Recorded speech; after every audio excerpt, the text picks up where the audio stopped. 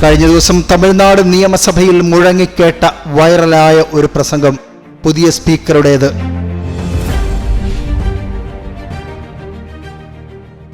താൻ ആദ്യമായി 1980 നിയമസഭാംഗമായി തെരഞ്ഞെടുക്കപ്പെട്ട് സത്യപ്രതിജ്ഞയ്ക്കായി പോകുമ്പോൾ ഒരു കൊച്ചുകുട്ടിയെ സ്കൂളിലേക്ക് അയക്കുന്നത് പോലെയാണ് തന്റെ വീട്ടുകാർ അയച്ചത് എന്ന് അദ്ദേഹം പറയുന്നു.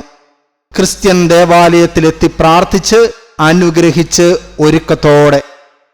തമിഴ്നാട് നിയമസഭയിലെ പുതിയ സ്പീക്കർ JCD പ്രഭാകർ തന്റെ കർത്തവ്യങ്ങളിലേക്ക് പ്രവേശിക്കുമ്പോൾ നടത്തിയ ഹൃദയസ്പർശിയായ പ്രസംഗത്തിലാണ് താൻ വിശ്വസിക്കുന്ന മൂല്യങ്ങൾ നൽകിയ ബൈബിൾ വചനങ്ങളും ക്രിസ്തീയ പശ്ചാത്തലത്തിൽ മാതാപിതാക്കൾ നൽകിയ രാഷ്ട്രീയ ഉപദേശങ്ങളും വിവരിച്ചത്.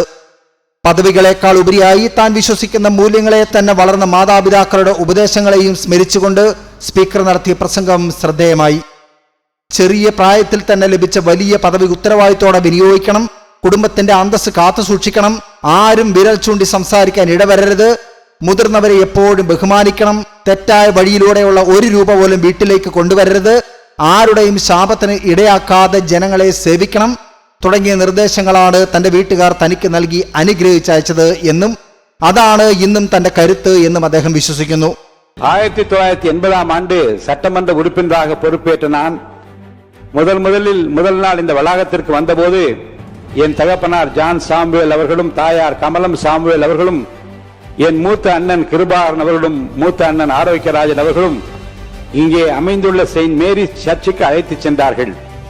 ஜெபம் செய்த பின்னர் என் பெற்றோர், சிறிய வயதில் பெரிய பொறுப்பு உனக்கு கிடைத்திருக்கிறது, நல்ல பெயர் வாங்க வேண்டும், நம் வீட்டு வாசலில் நின்று நம்ம யாரும் கேள்வி கேட்க கூடாது, நீ பெரியவர்களை மதிக்க வேண்டும், தவறான வருவாய் எந்த காலத்திலும் வீட்டுக்குள் வரக்கூடாது, யாருடைய சாபத்திற்கும் நீ ஆளாக கூடாது என்று அறிவுரை கூறி நெற்றியில் சிலுவை அடையாளமிட்டு முதல் நாள் சட்டமன்ற கூட்டத்திற்கு ஒரு LKG பிள்ளையை பள்ளிக்கு அனுப்பி வைப்பது போல அனுப்பி வைத்த நாட்களை நான் நினைத்துக் கொண்டுதான் வளாகத்துக்குள்ளே வந்தேன்.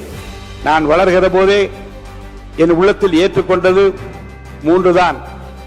ஆராய்ந்து முடியாத பெரிய காரியங்களையும் எண்ணி முடியாத அதிசயங்கள் அவர் செய்கிறார்.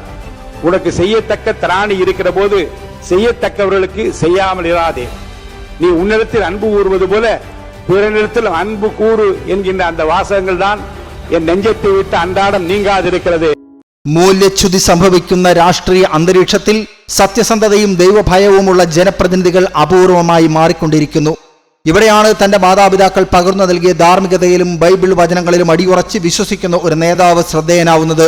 പദവികൾക്ക് മുന്നിൽ വിനീതനാവാനും ദൈവവചനങ്ങളെ തന്റെ ഔദ്യോഗിക ജീവിതത്തിന് മാർഗരേഖയാക്കാനും അദ്ദേഹം കാണിച്ച ആ മനസ്സ് വരും തലമുറയ്ക്കും മാതൃകയാണ്.